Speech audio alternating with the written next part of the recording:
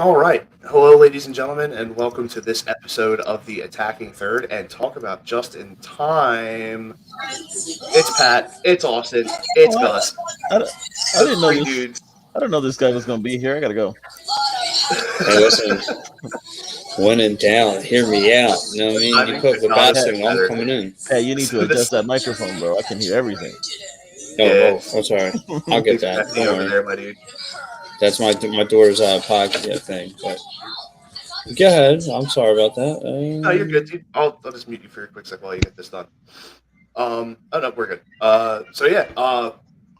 Two big things going on right now. Obviously, the World Cup is the biggest one. Um, Oh the second yes. biggest thing is MLS offseason technically is underway. The protected list that we showed you all last week, that draft has come and gone. The Philadelphia Union lost nobody to that draft. We did, however, lose somebody in a signing.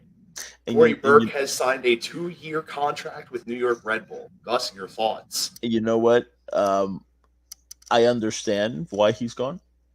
Like I get it, obviously. And you know what's funny? Corey Burke wasn't somebody that I was very excited about. When we first started coming around, he just wasn't. He didn't seem to find his spot with the team early. Right. But this last year, he's just been such an asset coming off the bench, and has scored, um, rather nicely the whole year. So, he's definitely gonna be missed. We gotta find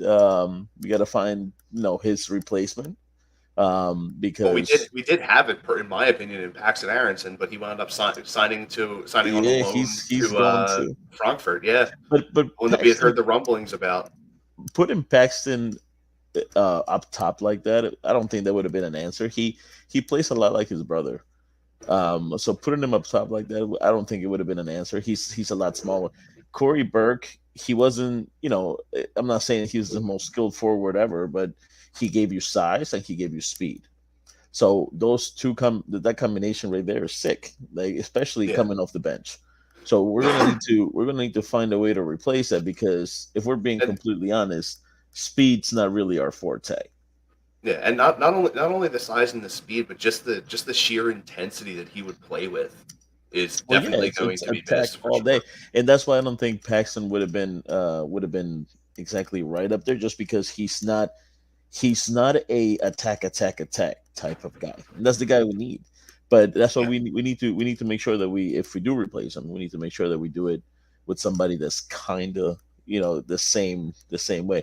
They don't have to be a absolutely. superstar. They don't have to do anything. They just have to bring those two things, because if we're being completely real, Ua has a nice pace, but he's not as fast as Burke, and he doesn't bring Definitely the not. speed that he does. He's lanky, he's tall.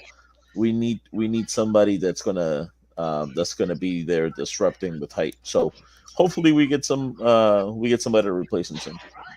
Yeah, for sure. I feel like we'll definitely find that kind of a piece, even if it's someone that we bring up from the academy. There's definitely some good talent there, or if we decide to, find someone who is a free agent and bring them over.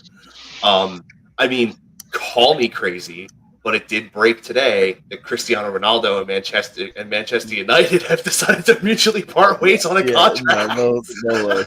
That was gonna happen no matter what. He was Oh just he yeah, was he was done over there, man. And I know that after you're a after that interview Manchester after United that fan. interview with Piers Morgan where he just went after Ten Hag, it just became really Yeah, bad. dude, it wasn't a good fit. It just didn't work out. And I know how much you love Manchester United, but it was mutual, and it was time.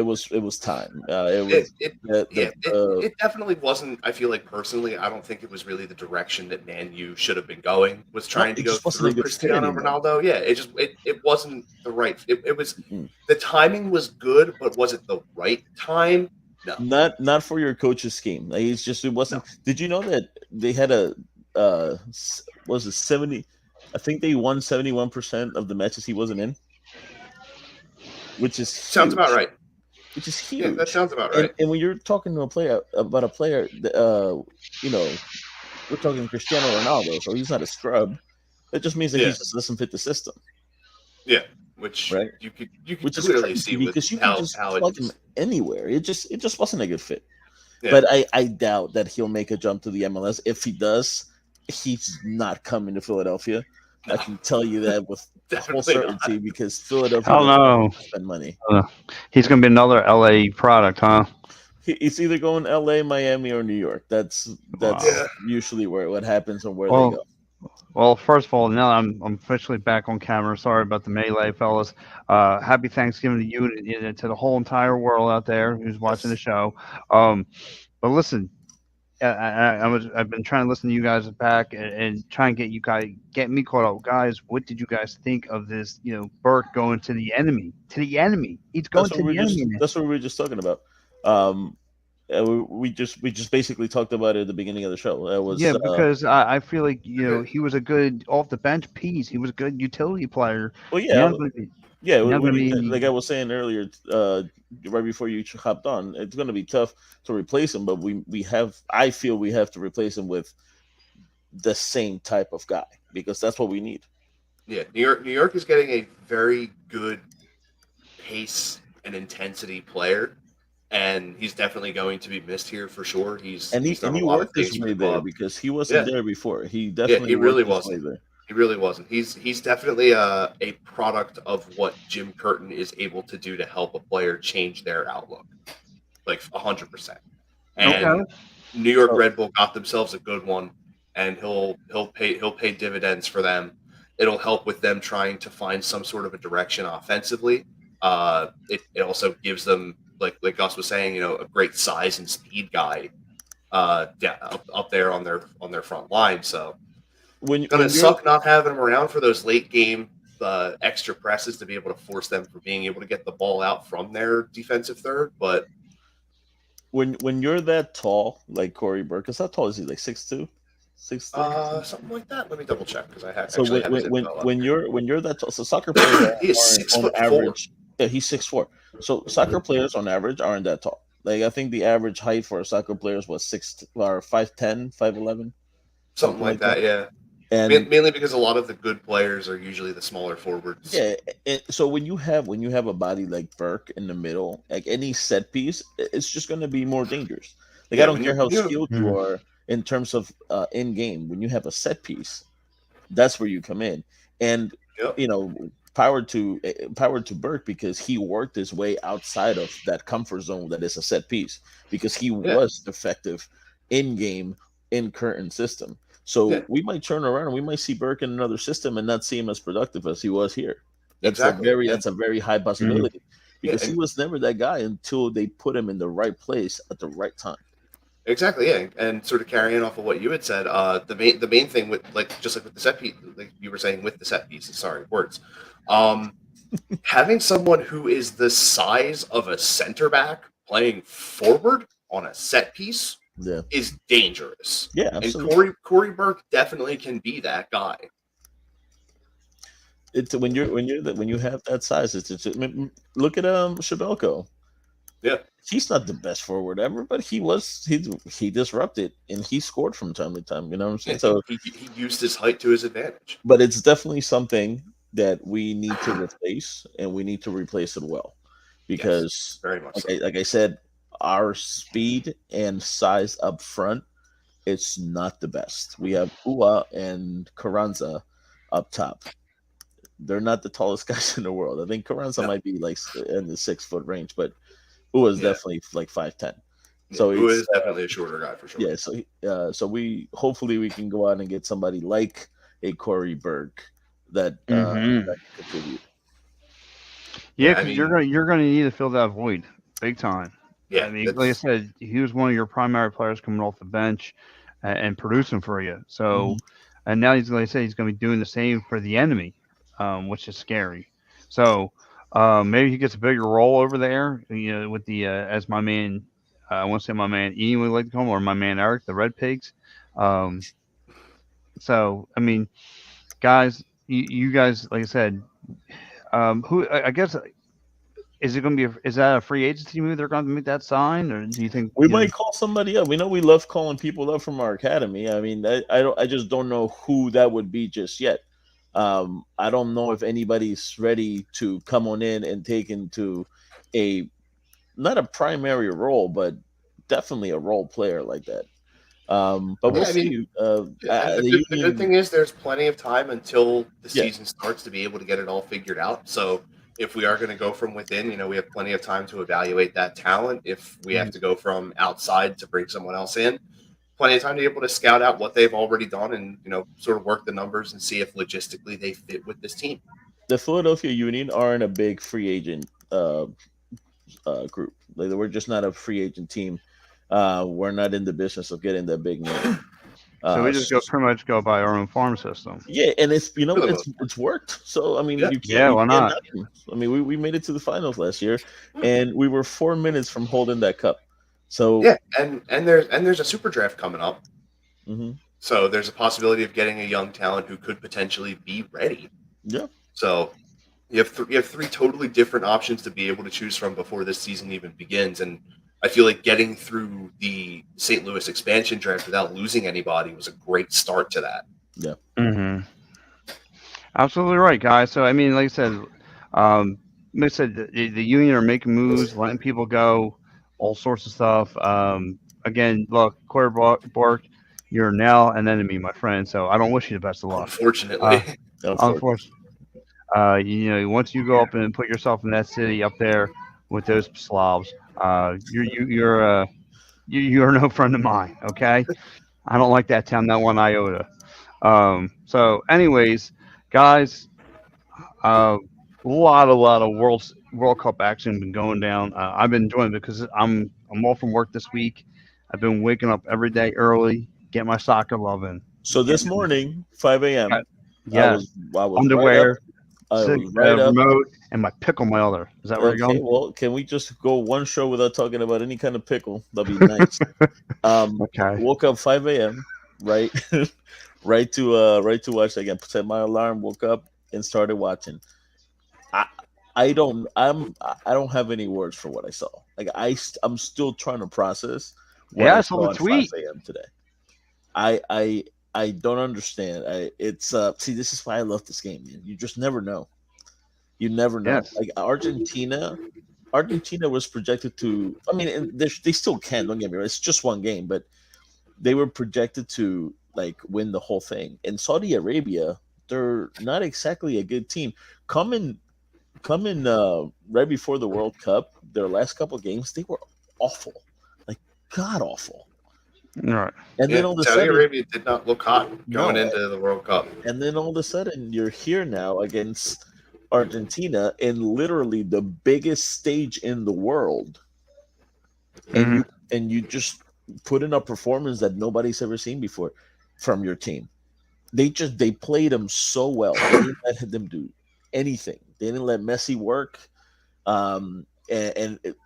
Very few people can. They didn't stop him per se, but they definitely kind of disrupted him. Yeah, And and not a a lot of ton people of can do that. yeah, a ton of credit to Saudi Arabia's back line too, Oh yeah. because they managed to be able to like shift up just enough right before the ball is played to force a ton of offsides. If they're not paying attention like that, they easily lose like 5-2. Yeah. Easily. And you know what? Yeah, This is because Argentina missed out on what, 3, maybe 4 goals oh, so, because of you know what? offsides. I'm glad you brought that up because this was a controversial call to me at least. This is my opinion. I've been watching soccer for a long time, and The first VAR. the first Messi one. Yeah, well, no. The VAR is fairly new, so offsides typically it was called by the ref. Like before VAR, you relied on the side judges, and then they'll determine whether they were offside or not. Okay, in games like this in the World Cup, when you're offsides, it was typically blatant that they would call it. Right now, they are calling a fingernail offsides. Yeah. They're calling it, and Argentina lost on 2 goals because of it. One was a foot, and the other one was literally an arm, which it would never have been called before. Yeah, Now, do I literally anywhere agree? they would have not called that. Do I agree with VAR? Absolutely. I think that at times it's gonna help the game. But if you're going to be doing this to this point where a hand it gets you offside, we need to change the rule. We need to Yeah. change the offside rule because it's just disheartening, and it's gonna take away Yeah, from 'cause the game a little bit. yeah, I feel like there's definitely a stark difference between I'm leaning to go and make my way towards the ball, and I'm clearly completely my entire body is past Mhm. you.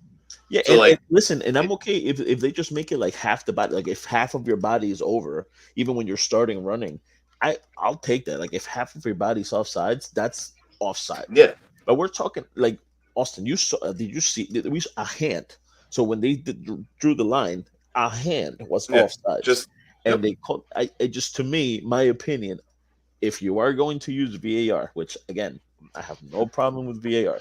If you're going to use VAR, you have got to look at changing the rule of offsides to maybe half a body as opposed to just any part of your body being over that line.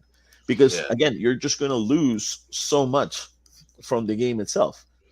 Now, this was very controversial because I talked to all my my cousins and my friends from Peru, and then a lot of them were like, "Well, that's the offside rule." They're like, "Stick like this is why VAR is here." I think if we're moving towards progress, why not take a look at changing the rule? We already changed so much of the game. If we're doing this, why not that? yeah. And I wouldn't even say changing the rule. I would just say it's more modifying it to fit the modern standard of what VAR is capable of. Yeah, like I'm not saying a full body. I'm saying maybe just half of your body you need to do, but a hand or a finger, come on. Yeah, like I feel like there has to be more of like a I guess what would the term be that we use here? Like there has to be more clear and definitive evidence of it being offside Well, than what but we've see, seen. but that's why VAR Mm. VAR brings definitive offsides. Yeah, Like like that's what it does. yeah, And, it and I and if feel we're like doing it's that, more yeah, for me it was more just what you're saying of like there needs to be some sort of a essentially a restructure of what is the true definition of being what is offside. offsides? And you know what's funny? Offsides is the one rule that if you don't follow soccer that much, that's the one rule that people are like, I don't know what the hell is what it is. Nobody Yeah. understands the Mhm. offside rule, especially when you don't watch soccer.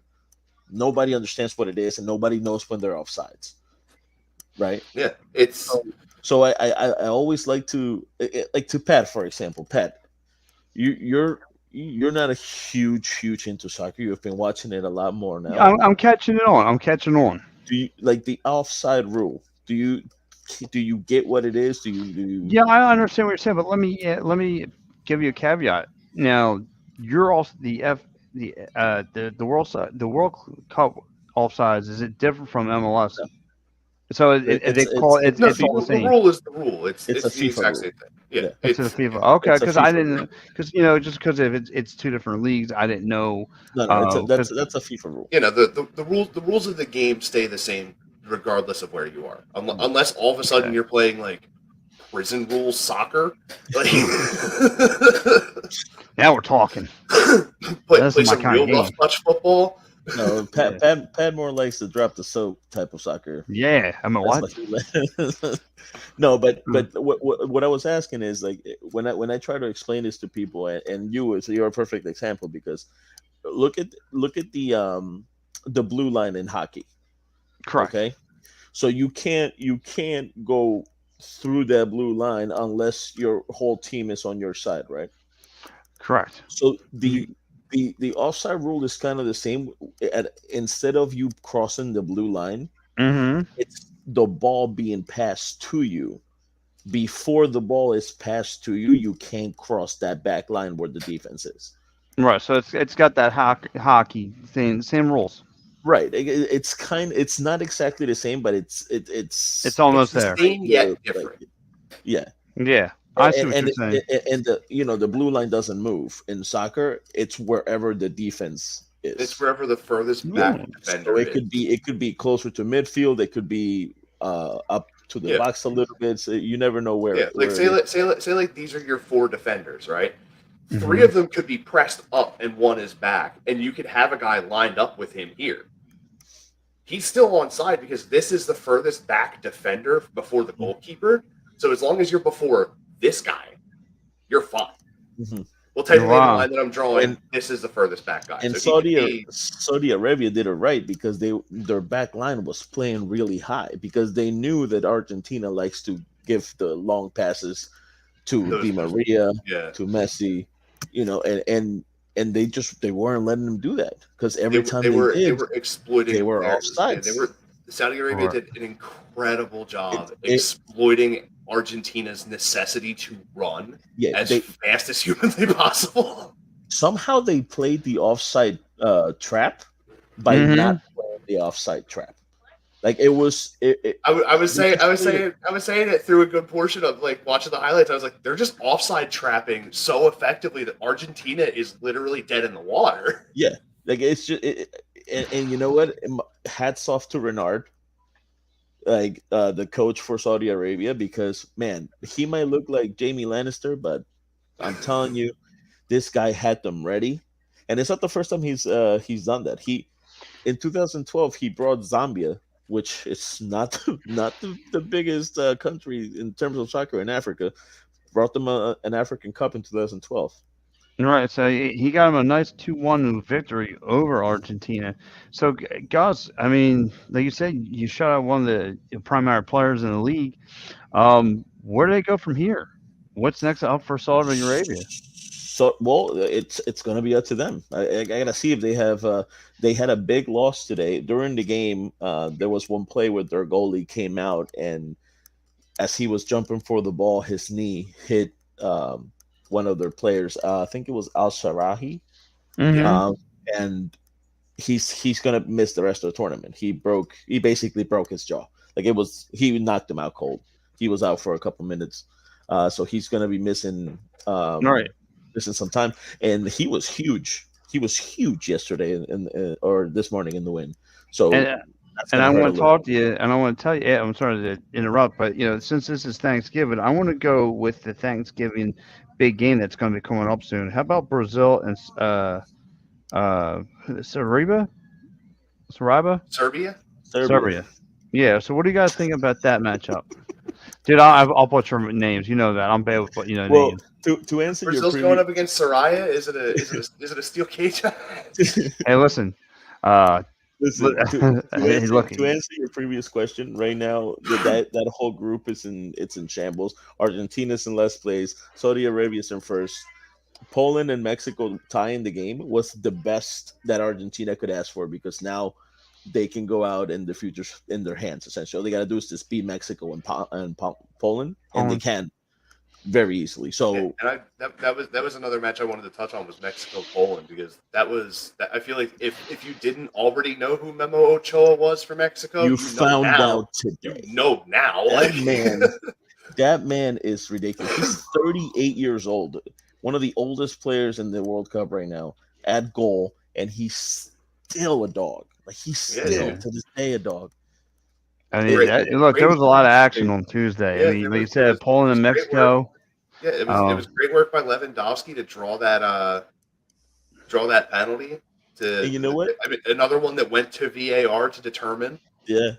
And And Lewandowski's not the best when it comes to playing for Poland. No, he just but doesn't have the pieces he does in Barcelona or Bayern Munich before. Yeah, So and if I feel it looked like as he was running up to the ball to take the PK, he already knew where he was going as he was going up. Like you But could tell Memo- from how he was running towards that ball that he was going to the goalie's Memo left. is so good. It's so good at that. In 2014, he's the reason why Brazil didn't score 87 goals. Yeah. Like just him. Mm-hmm. So it was crazy. So The best score for Argentina. They couldn't have hoped for a better score. yeah, because like I said, it was a 0-0 between those. Back on Tuesday between Poland and Mexico. So it's nice, man. It's definitely nice. It's Now, again. going back to Brazil, I think this World Cup has been kind of nuts in terms of games, but there is Not no wrong, reason. going nuts, Gus. There's no reason for me to believe that Brazil's not going to just come out firing. Literally every player that they have has been playing their best in club and country. So they're going to come out, and they might put 4 or 5 on them. Like, honestly, if they really want to. Really? Yeah. Do you think that's going to happen today The- on Thanksgiving? That Brazil's going to come in and just treat this like it's a day at the beach? Brazil's team that didn't make it, so the people that didn't get called up to the World Cup can still beat half of these countries. Wow. So 100% agree. again, look. I said, how about you, Austin? What do you think? Dude, it's Brazil, man. Like if any team you could have the expectation of they're just going to come out and dominate and do what they're supposed They're to going do. to dominate today on Thanksgiving. Like it's nothing. Yeah, 100%. Well, Like, with as crazy as the World Cup has been, I feel like Brazil is going to be that one facet of just consistent reality throughout the entire tournament. Wow.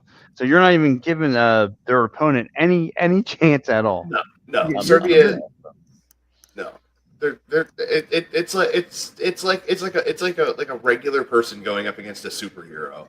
Like there's no chance. It's also just another Tuesday for them because they don't celebrate Thanksgiving, so they don't care. Yeah, to them it's just Thursday. Yeah, it's the Thursday night game. Yep. You know, I mean, Austin, but give me. Austin, let me ask you this because I have to touch on this. What are your thoughts on how deep France is? Dog. How many starters are out on injury right now? Oh, most of them. There's 8 of them. There's 8 players that are out on injury. 8 out of their starting 11 are hurt, and they still took Australia. They still took Australia to the woodshed, dude.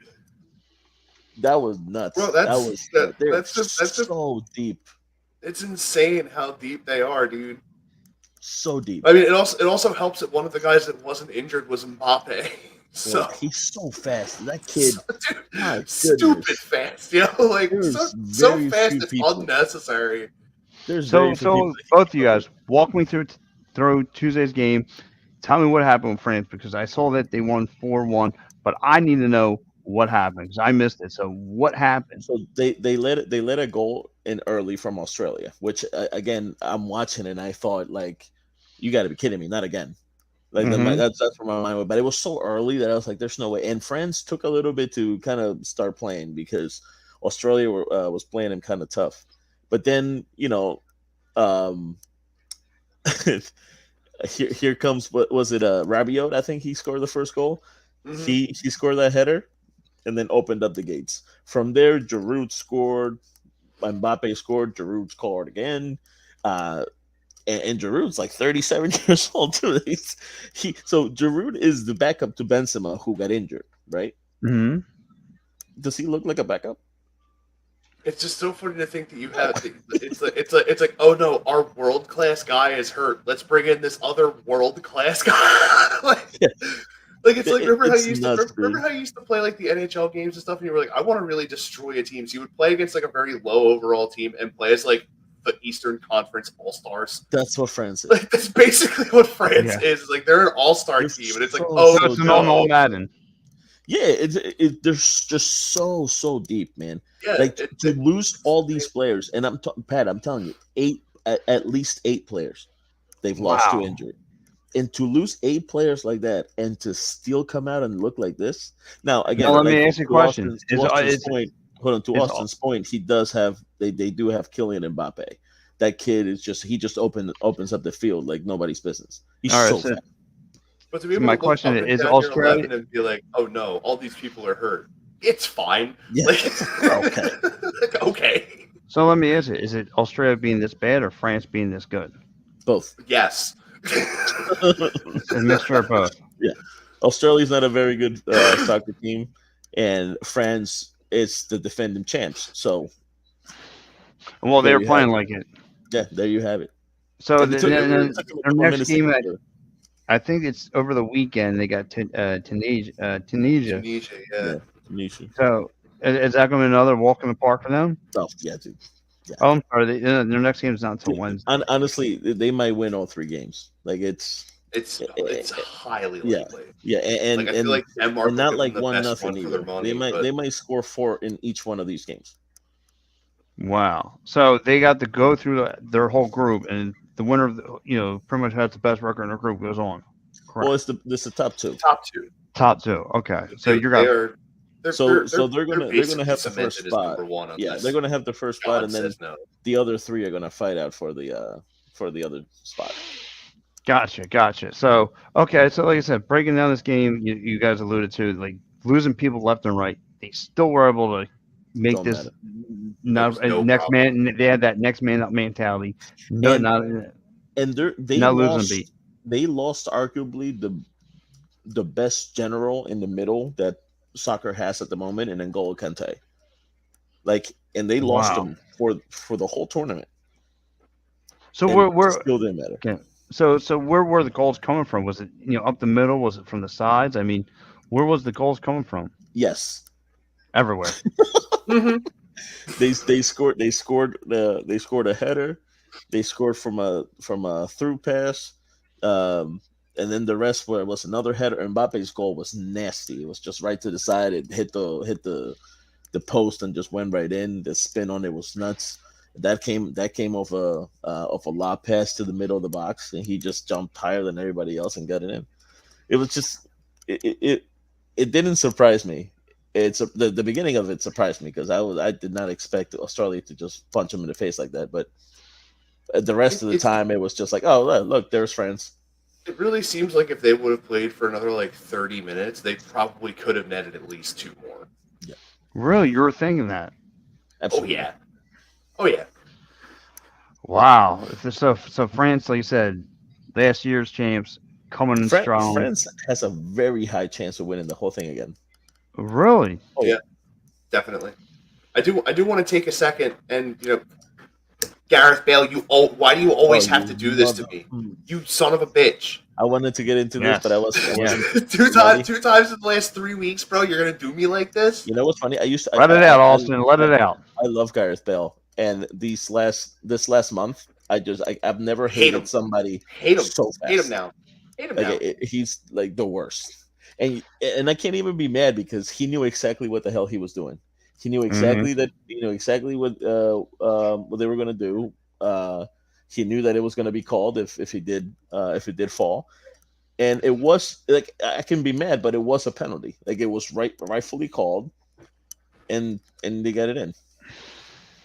And Turner got a hand on it too. That's the part that kind of like broke me a little bit because he got a hand on it because he just hit it so hard that it just didn't matter. It just went right off. Yes. So Team USA, they looked a little flat. They looked a little flat. I did not like the way they came out. I feel like this should have been. I don't want to say an easy win, but definitely a win, and not a 1-0 win because we had chances.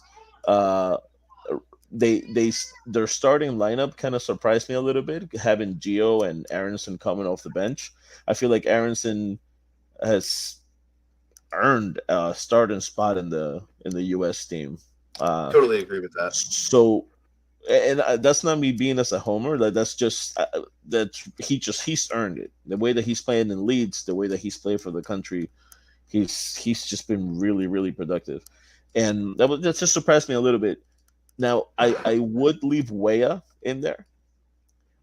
Sargent isn't ready to start a World Cup. No, not at all. He's not. So what are we going to do now? I would love for Buckhalter to maybe change things up and have the same back 2 lines. And in the attacking third, have my man Aronson, our Cap Pulisic, and Timmy Weah on the other side. I think Weah has more than earned his spot in the starting 11. Yeah, I totally agree. And Timmy, fun fact about Timmy Weah, by the way, his dad is the first African-born player to win a Ballon d'Or, which is the MVP of European soccer. Yeah. And basically of the world. And he never got a chance to play in a World Cup. And his son's first game in a World Cup, his son scores. Congratulations to him. I can't even imagine how much pride he must have felt. True. Gus, I want to touch on something that you talked about coming in. You called this last week, and here we are on Thanksgiving, and you said this was going to happen, that England was going to go against Iran and give them welcome to the woodshed, and they did 6-2. You called it. You actually, I think you called this the score. So, I said we're gonna put in 6. so You did say they were going to Gus, put up 6. Gus, so tell me, how did this come about for England? Is it just are they a team to be looking out for in this in the World Cup? Before this game, and the only reason I said 6 was because they were playing Iran. That's the only reason I said 6. Before this game, I would have said they weren't favored, but they were definitely beatable. I'm not saying they're not beatable now, but it's going to be tougher. Mm-hmm. Harry Kane, they scored 6. Harry Kane didn't score. Their top goal scorer did not score. Mm-hmm. That's a problem for us. If they're playing this well without their top scorer putting one in the back of the net, that's a problem. I can only imagine how much worse it'll be when he does start scoring. Dude, Saka's like 19, 20 years old, and he's playing just out of his mind. He Are you scored 2 kidding me? in the first game. That's Yeah, nuts. Saka and That's a puppy. Grealish is pretty young too. Grealish, I don't really like Grealish, to be honest with you. I think he's overhyped. One, he plays in Manchester City, so screw them. And two, I think he's a little entitled little prick. But that's just me. Wow. I mean, wow. I agree with you on the first part. Being a Man U fan, I will say he plays on the wrong side of the city. That's what he does. But you don't even, honestly, I don't. He's good. Don't get me wrong. I'm not gonna say that he's not good. I just think he's an entitled wrong prick. uni. Just wrong uni, dude. Yeah, well, not only that, I really do think he's an entitled little prick. I think he walks around like he's a lot better than he actually is. I feel like there are a few players in the world of sport that do that. Yeah, but a lot of the times they can back it up. He can't. That's what I meant. Now,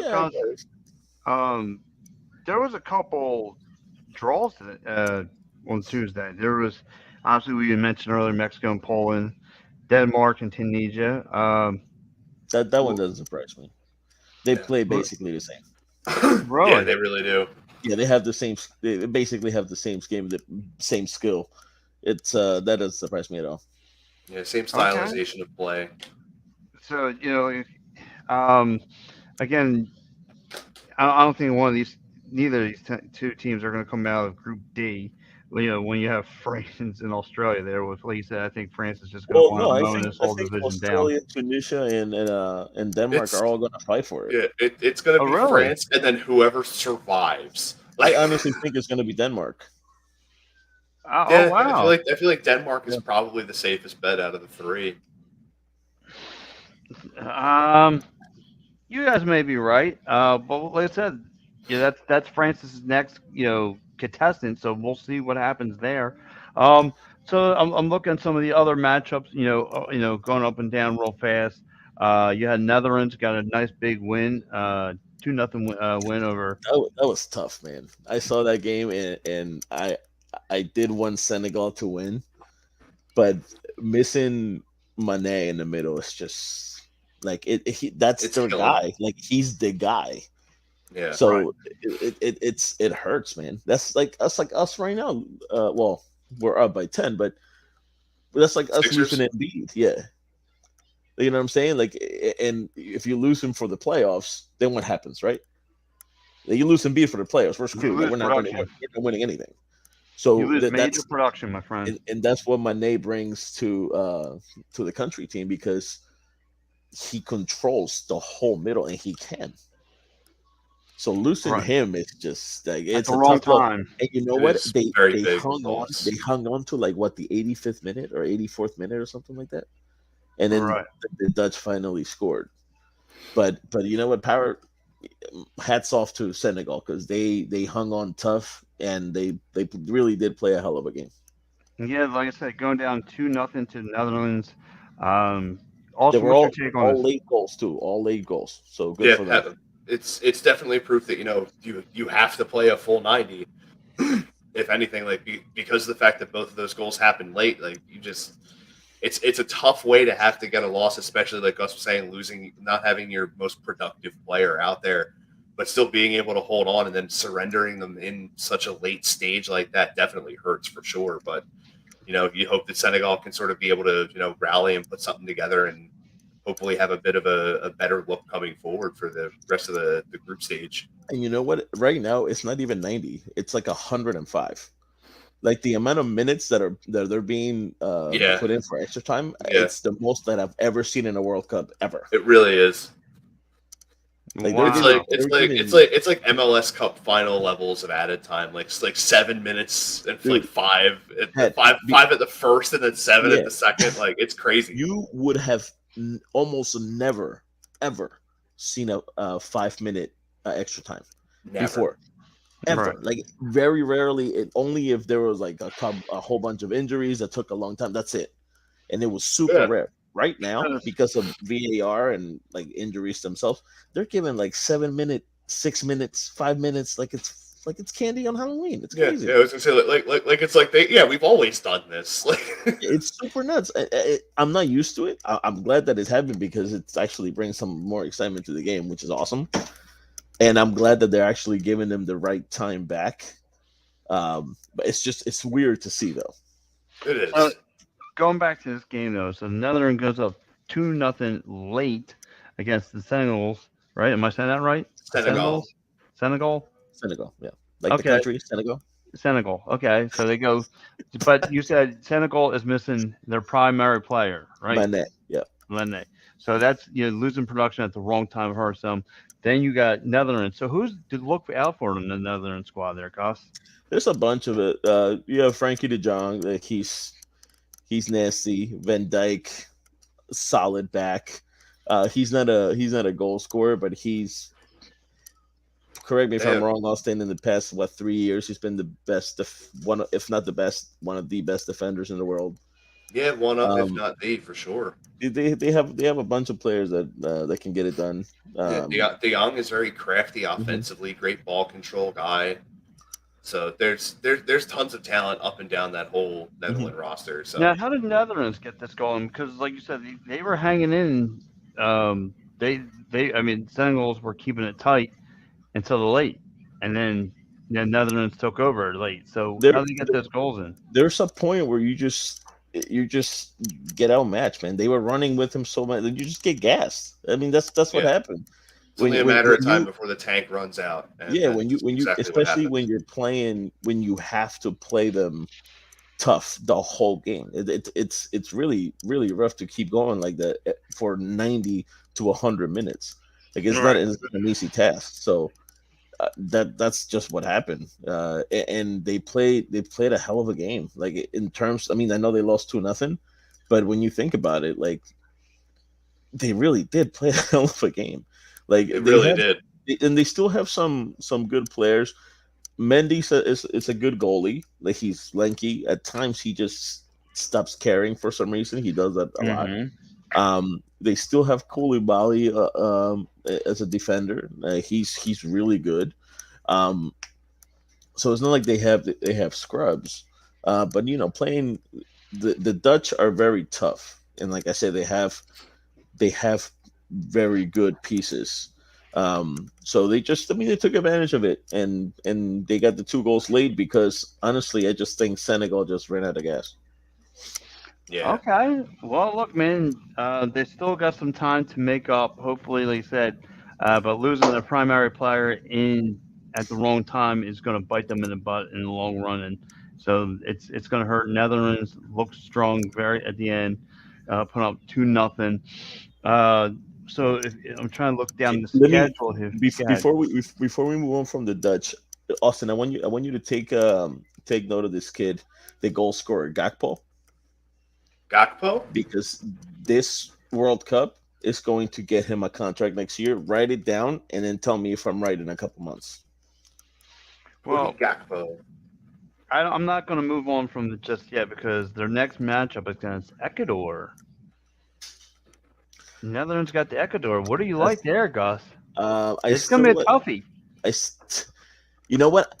I think it's going to be a good game. I don't know. My heart is saying Netherlands just because of history, but Ecuador's been playing really, really well. Enter Valencia, he just, I don't know what took over him, but he all of a sudden became Ronaldo up top. Like I don't understand where that came from.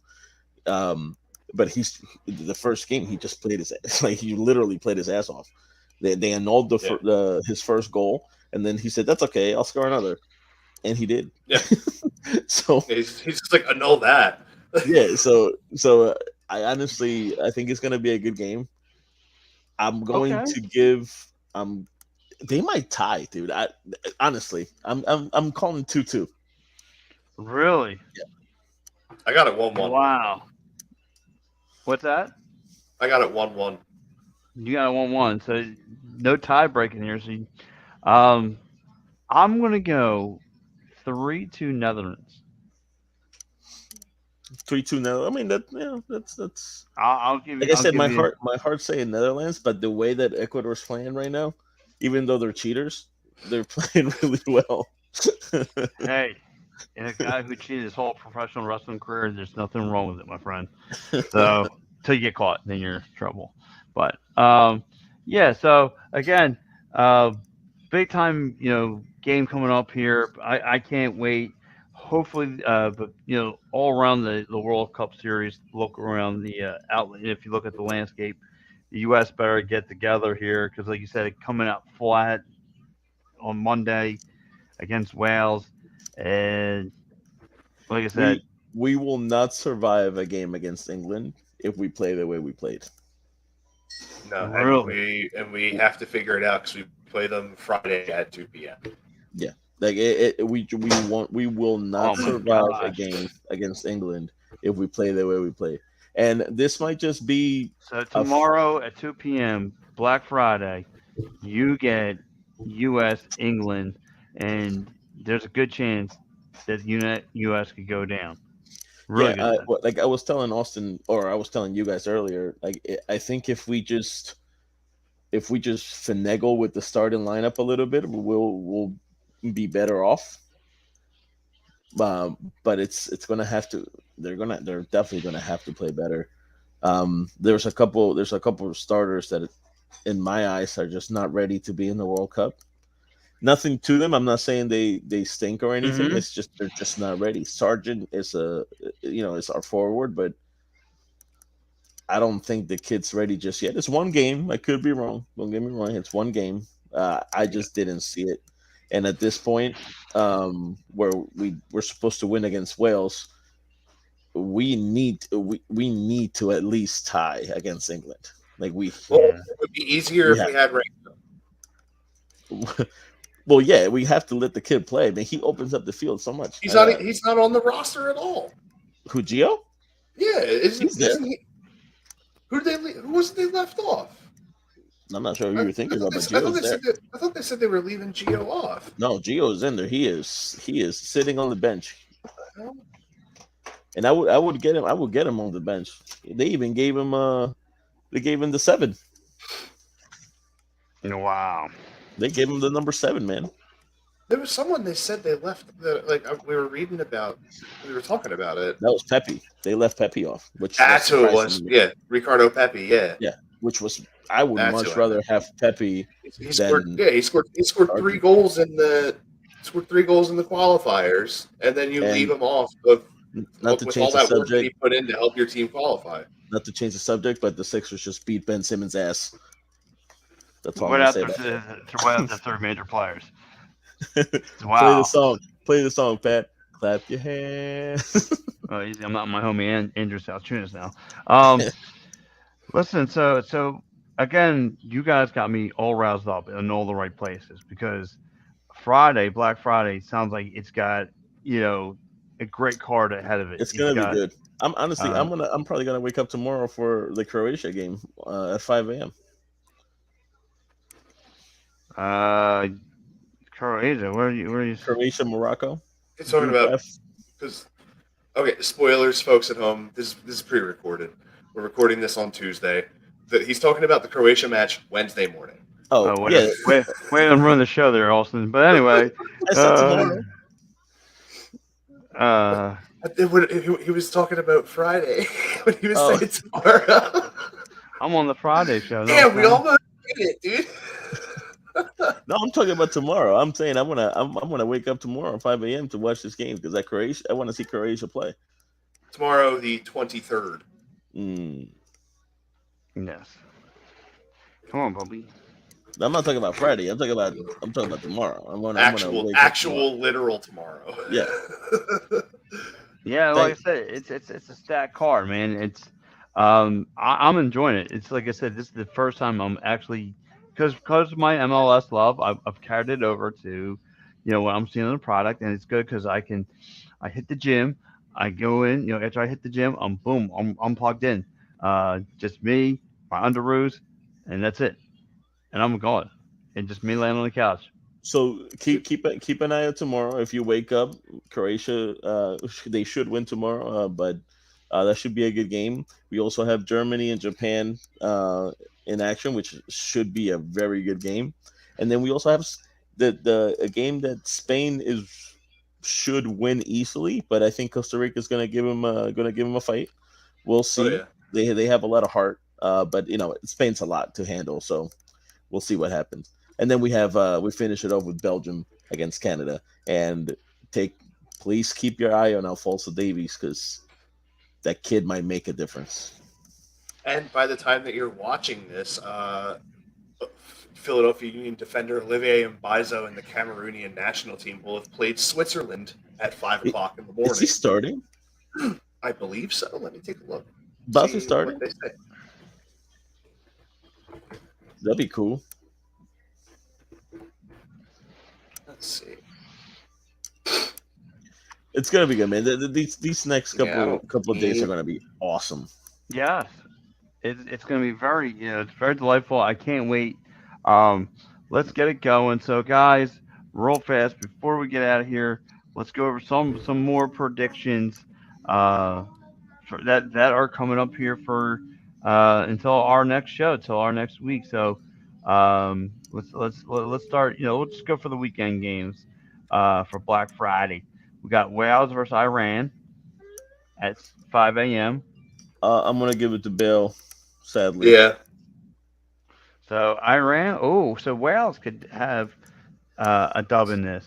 You got what's that? Qatar versus Senegal. Senegal. I'm gonna have our Senegal bodies winning that one. Yeah. Senegal Same. bodies. Okay, and then you got like we talked about Netherlands, Ecuador. You guys are calling a tie. I'm calling a dub for Netherlands. Then you got England versus U.S. at 2 o'clock. I don't even in the main event. I don't even want to predict this. I really don't want to either. I think it's going to be I don't want to predict this because pro. I think England wins 3-1. Yeah, I think England's going to take them to the woodshed. Yeah, it'll be either 3-0 or 4-1. Okay, and then you got Saturday. You got Tunisia versus Australia. You know what? I'm giving it to the Aussies. Yeah, they showed a lot of heart kicking off the way they did against France, and then a lot of moxie for getting punched in the face as often as they did after that fact. So I feel like they'll get theirs. Mm-hmm. All right, so then you got Poland versus Saudi Arabia. I think Saudi Arabia comes back to earth. I think Poland wins 2-0. Wow. I agree. Okay. You got France versus Denmark. Austin. That's going to be 13-0. So that's what you call a spanking. 7-0 by the 12th minute. And then that's going to be a Madden exit. It's going to be a tough one to watch if you're not. If Denmark wins, I'm going to stop doing predictions. I'm just right. Bro, if Denmark wins, I'm not showing up next week. They have art. Then it's the main event. There is Argentina versus Mexico, which is going to be a great game. Say what you want about Mexico, but they always play tough. Whomever they're playing, Argentina. Listen, are you listening, Pat? Argentina yes, has to win. There's no tie. Definitely not a loss. They have to win. So you're saying Argentina's I'm back against saying the walls Argentina is a 2-1, dangerous animal, a wounded animal. and it's gonna be tough to get a ball going from through Ochoa. Like Memo's it's really really good, but we also have Lionel Messi on the other side, so that's gonna be good. 2-1. You're 2-1. We have Japan on Sunday. We kick us out. We have Japan versus Costa Rica. I'm gonna give it to our Japanese friends. Okay. Then you have Belgium versus Morocco. What do you think, Austin? I'm taking Belgium all Yeah. day. Yeah. So you're going Belgium, and then you have Canada versus who they got? Croatia. Croatia. Yeah, I'm calling upset here. You're calling the upset. I'm calling Canada wins. That's what I'm talking about. Yep. 100%. And then 100% you Canada got wins that. Now this game that you're about to announce, Pat, I'm going to tell you right now, that Spain game versus is Germany. going to be tough. Really? If you don't know much about soccer and you're intrigued about soccer, watch this game. Spain, Germany. I can't even put in more stars to this game. Like there's just so many names that are going to be playing. It is the primest example of a heavyweight fight in soccer. This is like exactly what you want to see in a World Cup. Is what I want to hear. Group stage, so good. Just Spain, Germany, just go 90 minutes and just do it. It's gonna be such a fun match to watch. Yep. High scoring game. I think Spain wins 4-3. Oh, that's a lot of scoring against Newer. Look, someone's gonna find a way, and it'll just be back and forth, just having to respond against each other. And I want to say a lot of it is going to happen in the final 20 minutes of play. And who did you have? Spain. Yeah. I'm gonna go Germany 3-2. All right, so you're going to go Germany 3-2. Yep. And you have Spain winning, right, Austin? 4-3. 4-3. All right. Well, we're going to have to remember this come next week. You know what I mean? Dude, if I was doing an actual bracket, it'd have been busted already. Like that. Everybody's. I did not expect Ecuador Qatar to go the way it did to begin the entire thing, so that's where I would have lost. That Argentina losing is like Kentucky losing last year. Like that's what it seriously is. Yeah. Wow, that bad, that deep. So, all right, gents. Look, man, this has been another great episode of Attacking Third. Guys, again, I've been touching this with everybody through, on everyone's show here. So, of course, I have to touch on with you guys for Attacking Third. Gus, Austin, what is your favorite side dish? Your most go-to item at a Thanksgiving dinner? Ooh. And I already said it. I just got done doing the Fantasy Express with those with my man Europol and John. I'm going mac and cheese. Dude, I gotta have some good stuffing, man. I guess it's Thanksgiving. Yeah, gotta have some good stuffing. You got it. The stuffing has to be just right. And the canned cranberry, not that homemade shit. No, I'm not a cranberry man. I'm not a cranberry. I don't mind gelatinized things, but to be shaped like a tin can, no, thank you. Listen, that's home. That's home. Right. Honestly, I don't know many people that do this, but a green bean casserole usually. So that is such a controversial topic. Some people hate it. Look, talk shit all you want, internet. I'm gonna be sitting here eating my green bean casserole, like whatever. Oh, I can't believe you eat that.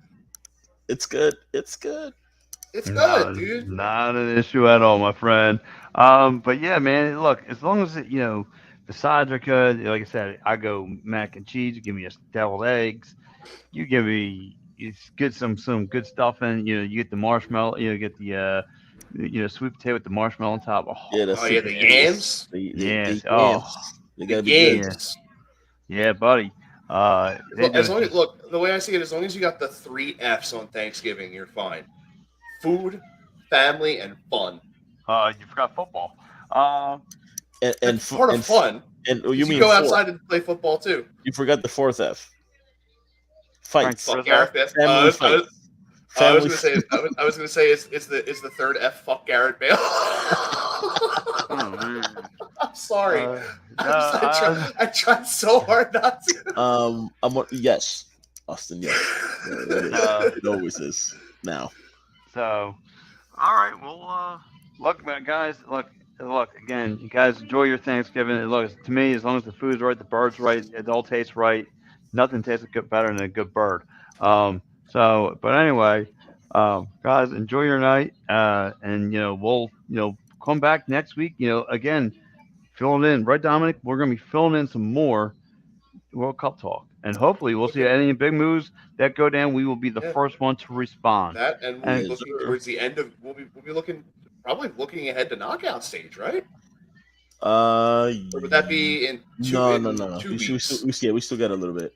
Yeah, two weeks until knockout stage. It just started. We still got like 2 more weeks of the group oh stage. well, before we get out of here, of course, we gotta pay some bills, don't we, brothers?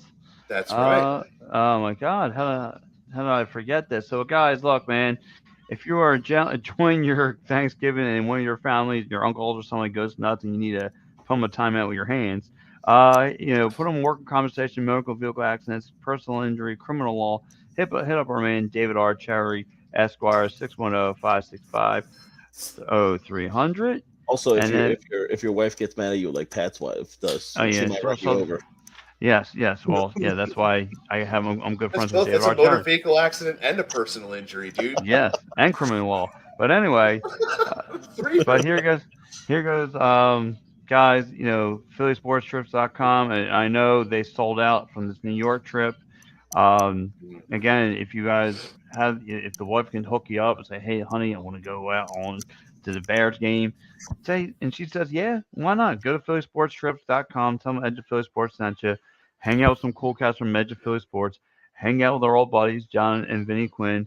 John Barcher and Vinny Quinn. Hang out with John Kincaid from the Inside Five. There's a sea of green that's going out there. It's a good time.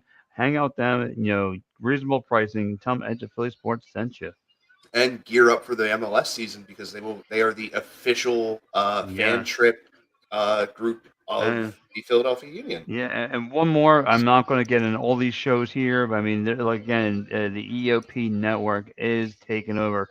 Edge of Philly Sports, Pen Lines, Devereaux Sports. You got Pass That Fanatics. You got Phillies Press Box. We got all this lined up in under one umbrella. I know our a lot guys of from the Great White North all across all the time. Those guys make an amazing show, man. I've been listening to them a lot recently on Spotify, which you can do with our show as well, folks. And dude, those guys, man, they're a wealth of knowledge for the sport of lacrosse. Like I used to follow it a bit back when I was a kid, like watching the Philadelphia Wings and stuff. Like I literally had an entire season where I went to every home game. So like I was pretty involved with like following the team and stuff, and it sort of fell off after a while, dude. Those guys know their stuff, man. Like, I feel like in terms of like knowledge of the sport, like they might have me and Gus beat a little bit. Well, listen, man. I will give Gary Coob. Oh boy, that's my daughter. So, anyways, let me interrupt.